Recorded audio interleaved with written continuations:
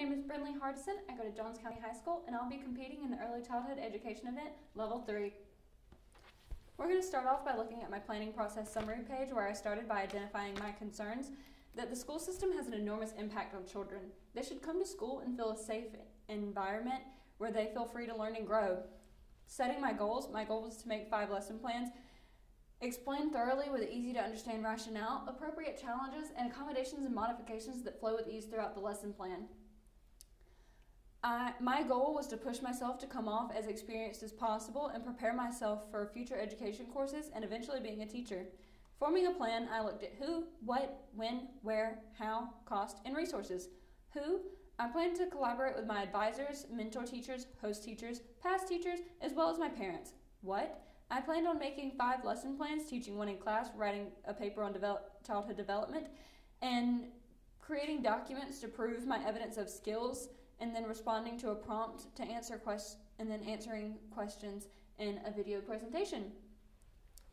When I planned to do this, I was going to talk with my host teacher about the best time to come and teach one of my lesson plans in the classroom, and then work in school hours, after school, and on the weekends.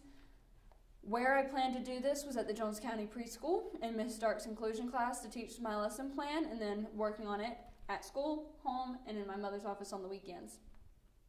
How I planned to do it was by collaborating with my advisors, doing research, and talking to other professionals to build my lesson plans, and then working with my host teacher on when to come and teach, and collecting all the materials necessary, and creating my developmental essay, and compiling all the materials necessary for my evidence of skills.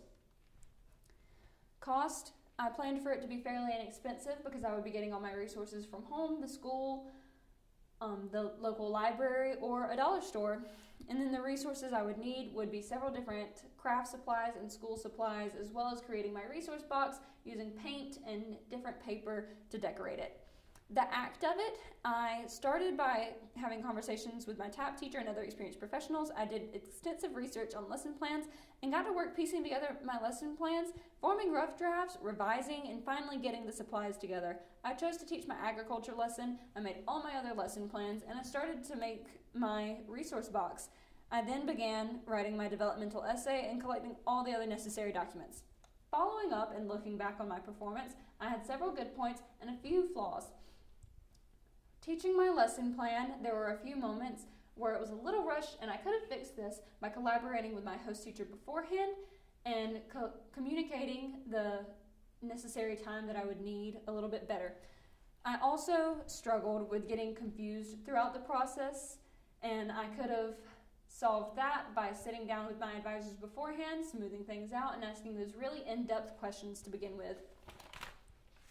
Then you're going to find my coursework, where you'll see proof that I took the education pathway through my transcript.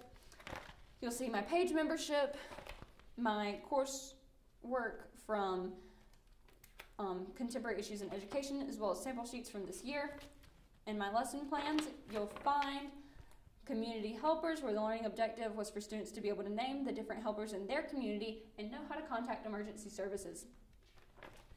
Then you'll find community mathematics, where students would write, count, and sequence numbers 1 through 15. Then community literacy, where students would write and recognize letters and be able to copy small words.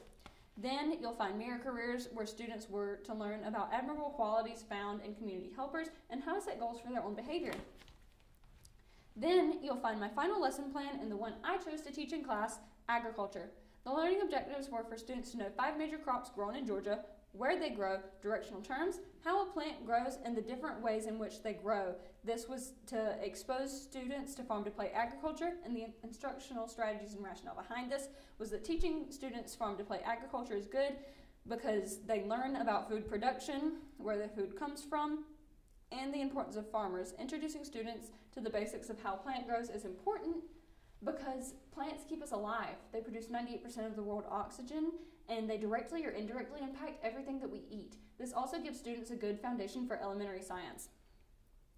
The setting would take place at the Jones County Preschool in Miss Stark's inclusion class. I would use the tables and chairs within her class, as well as the smartboard to aid in my lesson. For materials, I would use paper, paint, pom-poms, tissue, and posters. For the activity, I would start off my lesson by teaching the students how plants grow broken down into basic step-by-step structures. Then we would talk about the 5 major crops grown in Georgia, and I would use these pages to guide them. They would talk about what they see in the pictures, what's going on, and then I would explain to them what exactly is in the picture, how the plant grows, and what's going on, and we just talk about it as a class. Then I taught them the directional terms north, east, south, and west, and the memory tool never eat slimy worms. We stood up and pointed to those different directions to get a grasp on it, and then we played a game where I would hand them an image and they would place it on a map of Georgia using the directional terms that I taught them. For example, the peach goes up north, and they would place it there.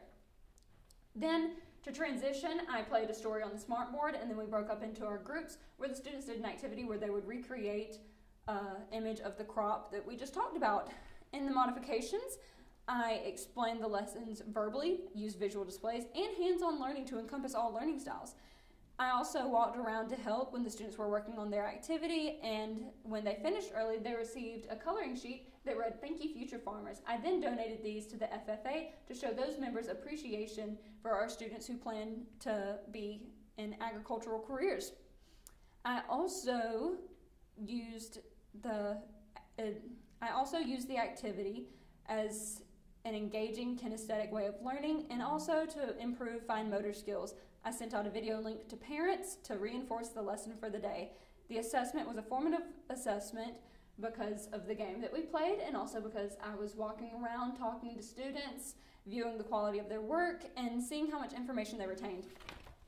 Then you'll find my evidence of skills, where you'll see images of me teaching, the game, students working, and some sample pages of their work, as well as the coloring sheets, some of my work, some evaluations I've gotten back from my teachers on my performance as a student teacher, and then my U-Science results saying that the career of teaching fits me.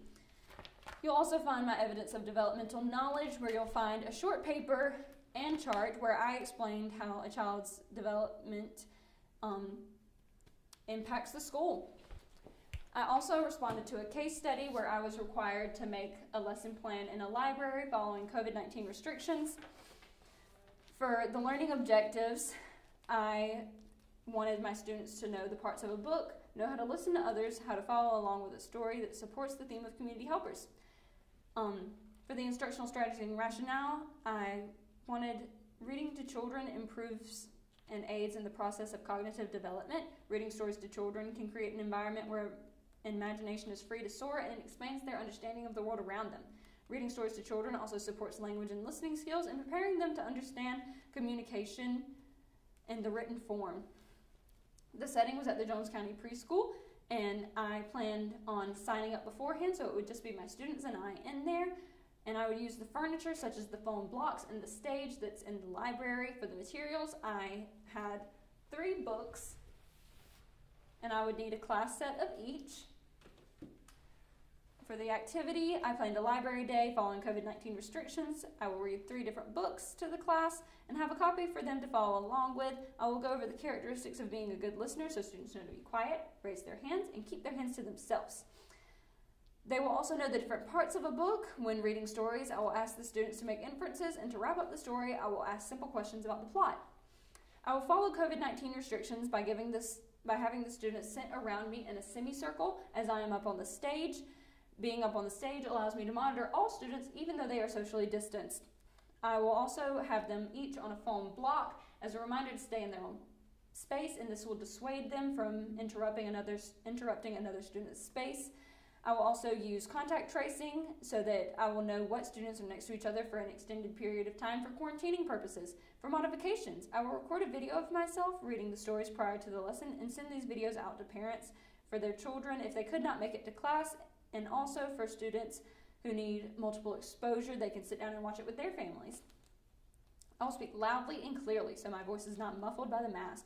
I will have class sets of the story so the students can follow along, and with the images of the book, we will discuss how the images support the elements of the story, and this will help students who learn visually.